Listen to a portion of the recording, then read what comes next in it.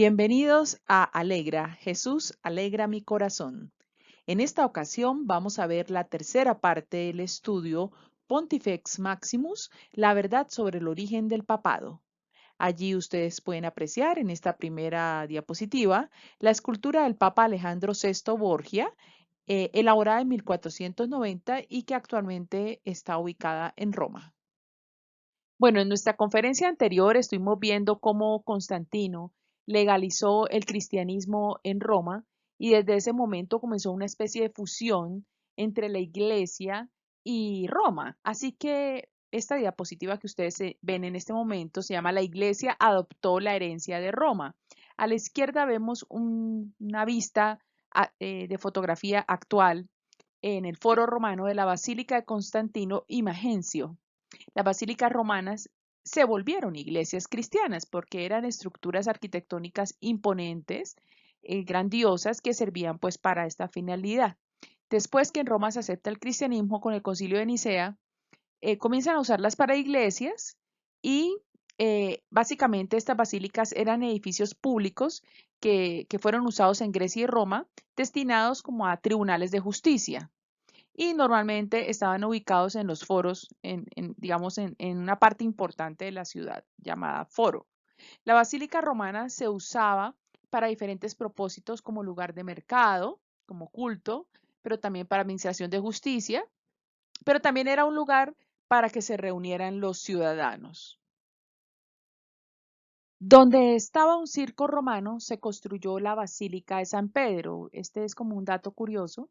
A la derecha pueden ver un gráfico de lo que era el circo de Nerón en el Vaticano, en la colina vaticana.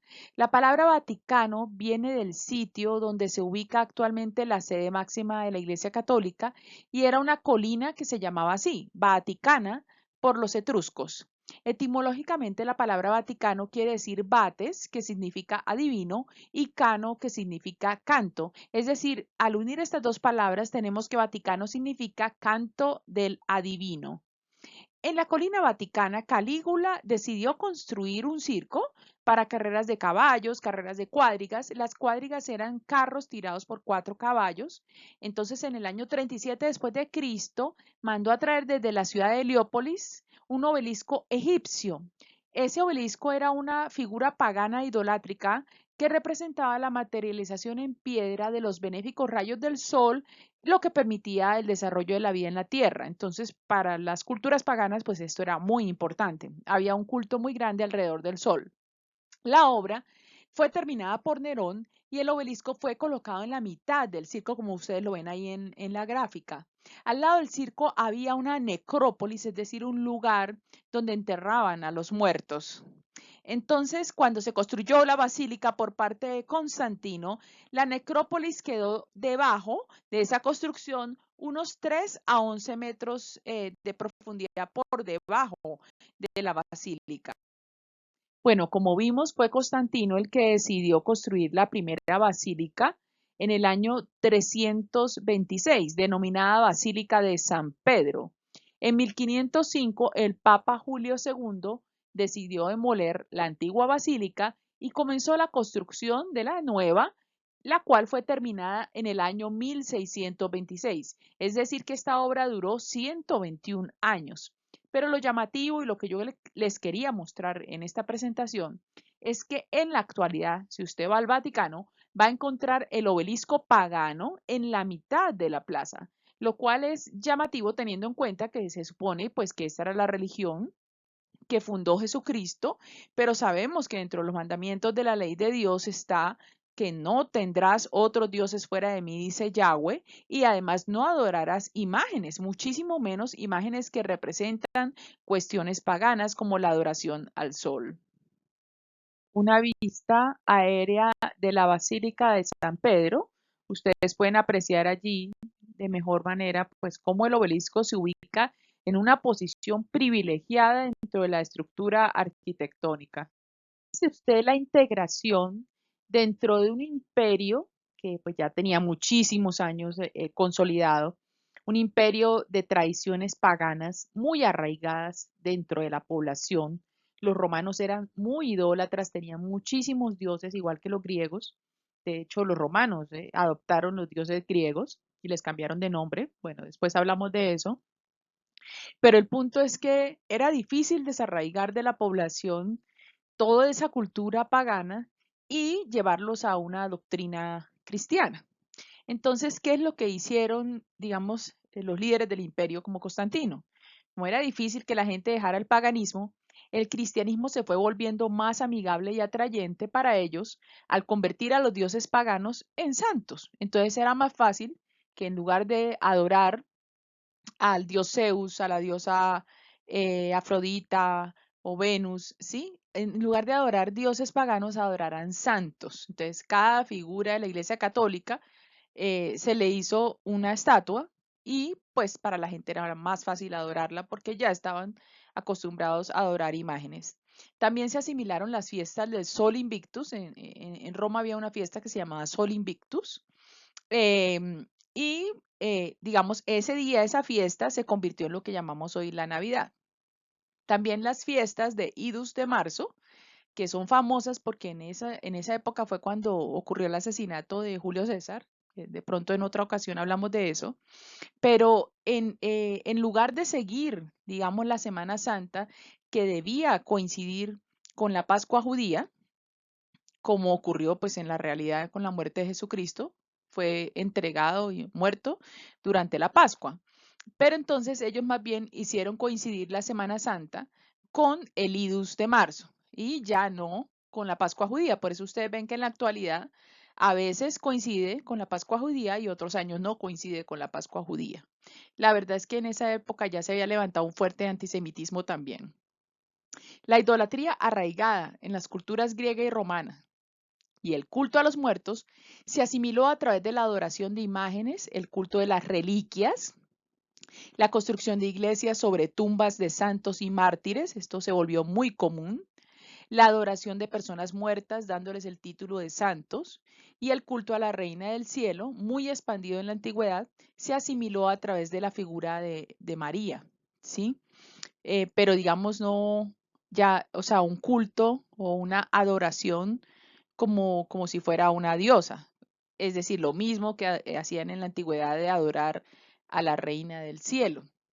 Entonces, esto permitió pues que la población romana, pues que era de muchos países y estaba ya integrada en ese paganismo, adoptara el cristianismo, pero ya no el cristianismo puro, original de Jesucristo y los primeros discípulos, sino ya esta era una versión, digamos, alterada del cristianismo.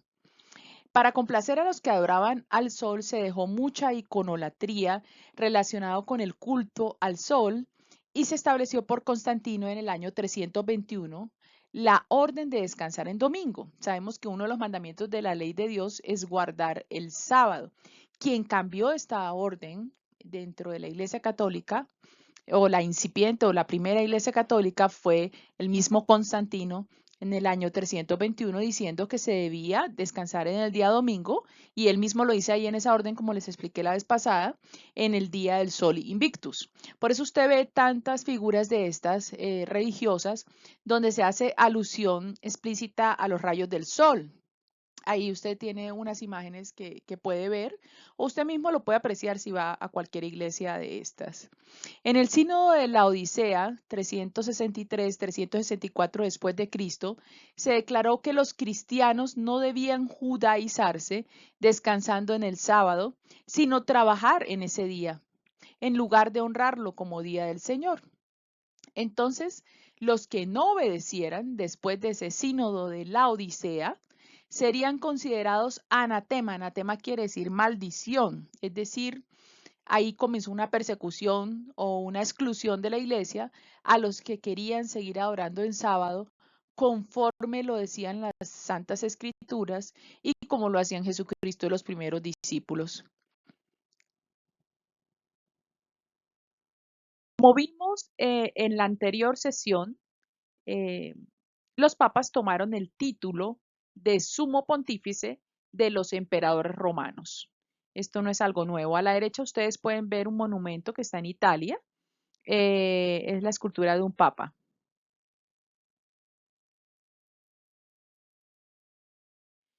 Vamos a comenzar con un tema un poco polémico, controversial, pero la idea no es ofender a nadie, simplemente exponer la verdad histórica y pues tratar de mostrarles a ustedes unos elementos pues que son contundentes e irrefutables.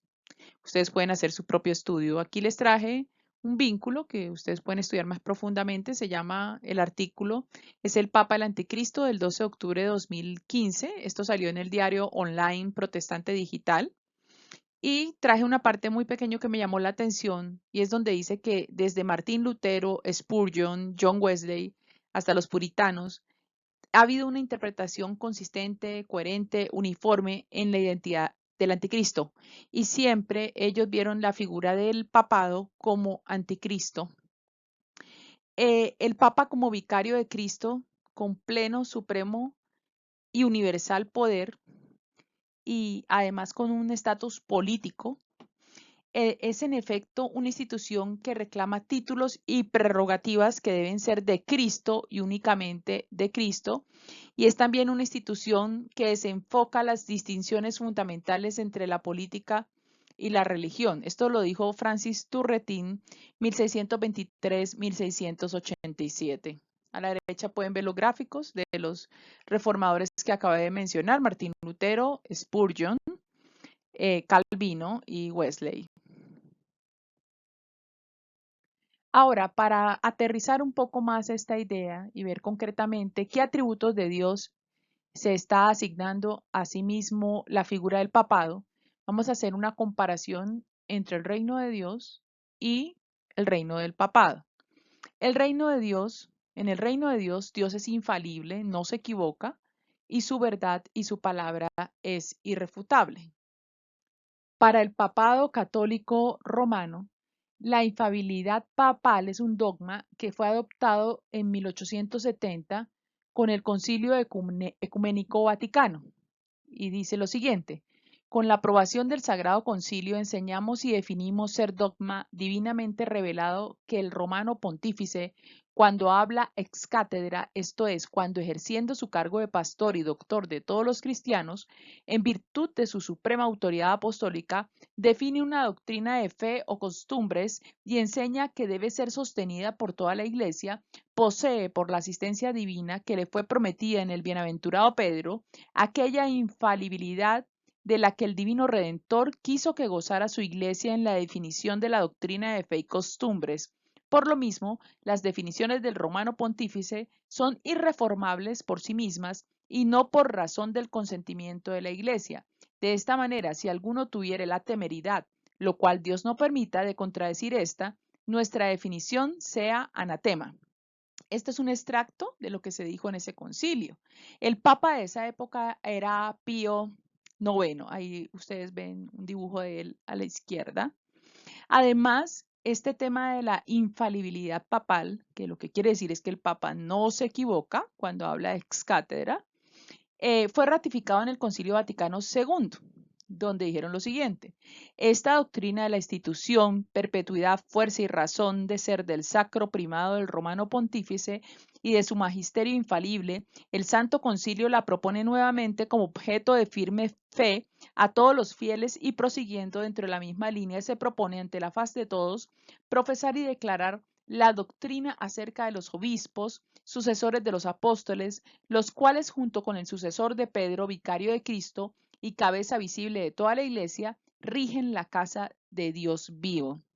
Entonces vuelven a ratificar la infalibilidad del Papa.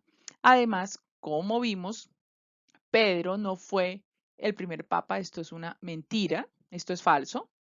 Ya lo hemos demostrado, de pronto si usted no lo ha visto, puede ver las primeras dos conferencias.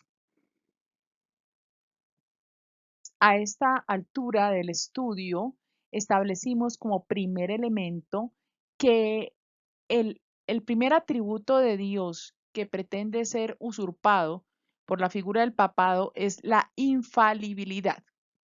¿Qué quiere decir infalibilidad? Que no se equivoca. Sabemos que Dios no se equivoca pues porque Él es Dios, Él es perfecto, pero en la figura del papado se pretende atribuir esa perfección o esa infalibilidad, cuando habla es cátedra, al papa. a un ser humano que es falible, que tiene errores como cualquier otro ser humano, porque nadie es perfecto. El único que fue tentado en todo y fue perfecto fue nuestro Señor Jesucristo, y precisamente por eso es el único que podía salvarnos y llevarnos al Padre Celestial. Entonces, digamos, es una gran pretensión del papado querer atribuirse esta cualidad que es exclusiva de Dios, Dios Padre, Hijo y Espíritu Santo. Ahora vamos a ver una segunda característica del reino de Dios, y es que Jesús es el camino, la verdad y la vida, el único mediador entre Dios y los hombres. Y cómo el papado va a tratar también de atribuirse esta virtud que es exclusiva de Jesús de llevar los hombres a Dios. El papado católico romano, al haber asumido el título de sumo pontífice, es una autodeclaración de que el Papa es el puente entre Dios y los hombres, suplantando de esta manera a la persona de Jesús, el único Salvador, el único mediador entre Dios y los hombres. Entonces es otra pretensión del papado que usurpa la labor de Jesucristo mismo como mediador entre Dios y los hombres. Sabemos que la cabeza de la iglesia es Jesucristo mismo, porque las escrituras lo dicen, pero dentro de la iglesia católica se dice que la cabeza de la iglesia es el Papa. En ningún momento Jesucristo instituyó cabezas dentro de la tierra diferentes a él. Él es la cabeza de la iglesia y está representado en esta tierra por el Espíritu Santo. Por eso lo envió en Pentecostés. Pero digamos, se creó esta figura de total carácter humano para tratar de atribuirse ese privilegio. A su izquierda ustedes pueden ver una pintura del Papa Pío IX. Vamos a ver un tercer elemento del reino de Dios, y es que el Espíritu Santo es el vicario de Cristo. Para ello vamos a leer dos escrituras bíblicas. En Juan 14:26 dice: mas el Consolador, el Espíritu Santo, a quien el Padre enviará en mi nombre, Él os enseñará todas las cosas y os recordará todo lo que yo os he dicho. Y en Juan 14:16-18 dice: y yo rogaré al Padre y os dará otro consolador para que esté con vosotros para siempre, el Espíritu de verdad, al cual el mundo no puede recibir porque no le ve ni le conoce, pero vosotros le conocéis, porque mora con vosotros y estará en vosotros. No os dejaré huérfanos, vendré a vosotros. El Espíritu Santo es el representante de Cristo en la tierra y nos guía a toda verdad. Juan 16:13. Esta característica o cualidad del Espíritu Santo también ha tratado de ser usurpada por el papado católico romano, porque en el siglo XV el concilio de Florencia se refirió al obispo de Roma como vicario de Cristo. El concilio Vaticano II también enseñó que el obispo de Roma, como vicario de Cristo, tiene potestad suprema y universal sobre toda la iglesia. Y como vimos en la anterior diapositiva, el vicario de Cristo o el representante de Cristo en la tierra no es otro sino el Espíritu Santo mismo. Abajo ven una escultura del Papa Eugenio IV.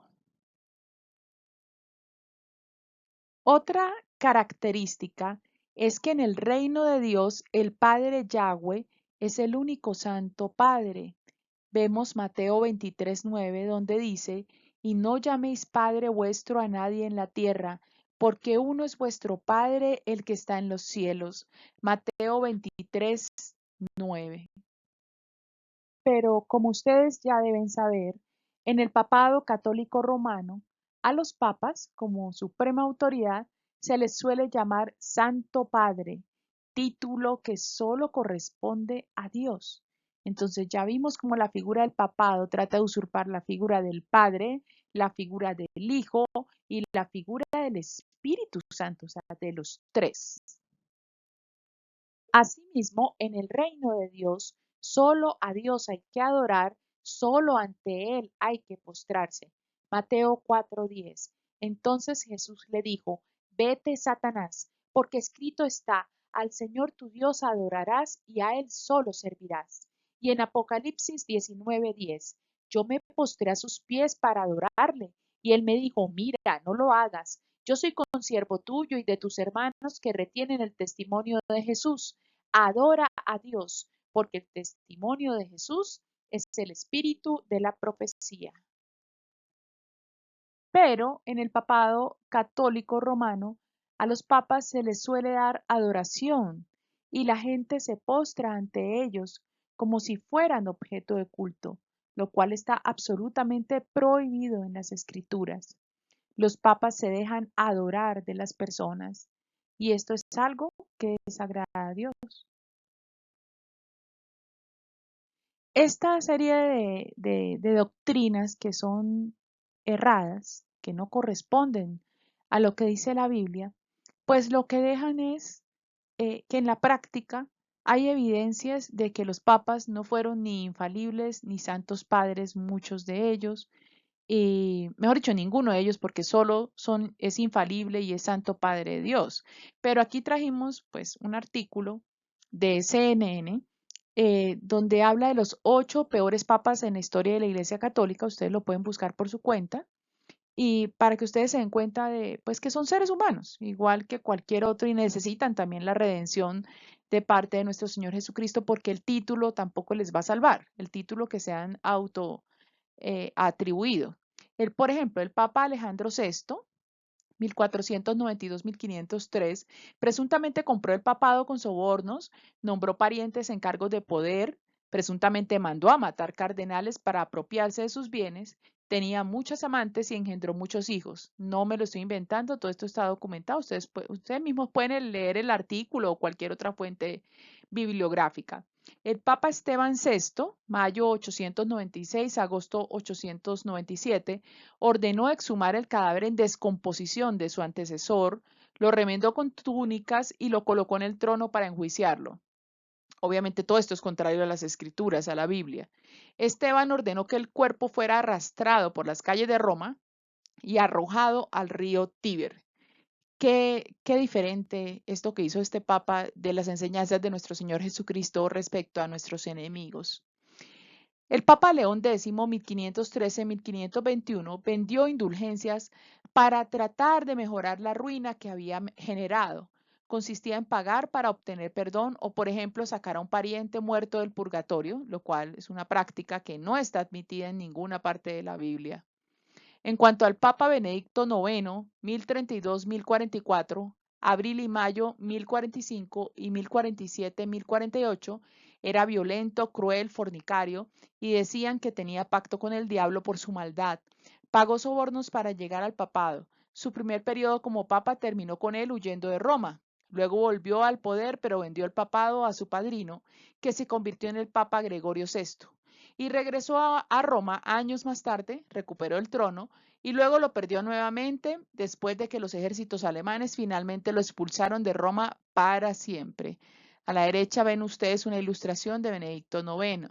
Estos ejemplos se los traje para demostrar pues, que en la vida real los papas son seres humanos que pueden cometer muchísimos errores igual que cualquier otro ser humano y no son ni infalibles ni santos padres ni se les puede comparar siquiera con nuestro Dios Todopoderoso.